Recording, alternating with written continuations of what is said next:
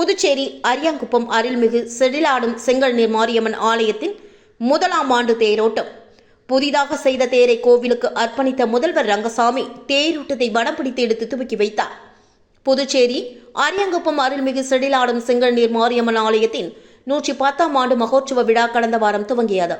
இதனையடுத்து அம்மனுக்கு பல்வேறு சிறப்பு பூஜைகள், ஆராதனைகள் செய்யப்பட்டு சிம்ம வாகனம், யானை வாகனம், குதிரை வாகனம் உள்ளிட்ட பல்வேறு வாகனங்களில் எழுந்தருளி பக்தர்களுக்கு அருள் பாலித்து வந்தார்.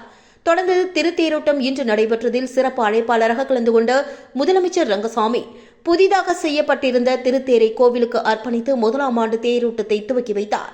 இந்த நிகழ்வில் சபாநாயகர் செல்வம் கலந்து கொண்டு வடம் பிடித்து துவக்கி வைத்தார். கோவில் பிரகாரத்தில் இருந்து புறப்பட்ட திருத்தேரோட்டம் முக்கிய வீதிகள் வழியாக சென்று மீண்டும் கோவிலை வந்தடைந்தது.